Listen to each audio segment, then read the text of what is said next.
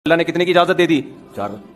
अल्लाह ने इजाजत दी है, इसमें किसी की ना सुनो। आप बोलो जब मेरे खुदा ने इजाजत दी है तो कौन, मैं क्यों किसी से परमिशन लूं? भाई इसके लिए मैं कुरान शरीफ की आयत सूरह अन-निसा पढ़ता हूं।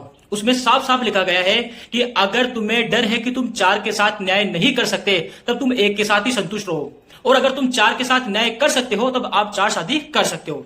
मौलाना साहब, न्याय का मतलब ये नहीं होता कि चारों को 1-1 किलो टमाटर और बैंगन पुछवा दिए।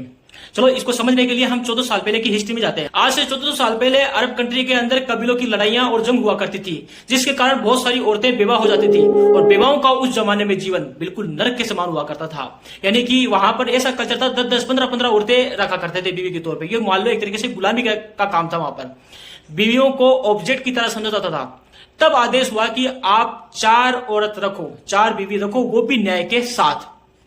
मौलाना साहब, जैसे एक आदमी किसी और अपनी औरत के लिए वफादारी, ईमानदारी, इमोशनली अटैचमेंट, अटेंशन की उम्मीद रखता है ना, उसी प्रकार से एक औरत भी वफादारी, अटेंशन, टाइमिंग की उम्मीद रखती है। और वास्तव में देखा जाए तो प्रैक्टिकली ये बहुत कम संभव है कि इंसान 4 शादी कर ले और चारों को इक्वली टाइम, उनके बच्चों को इक्वली अटेंशन, चारों बीवी को इक्वल चीजें।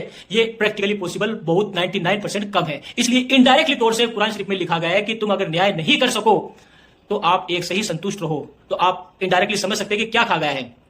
किसी भी धर्म का धर्मगुरु हो या आम इंसान हो, वो किसी बुक को पढ़ता है ना तो वो उतना ही समझ पाता है जितना उसकी बुद्धि होती है, चाहे वो किसी भी धर्म का हो।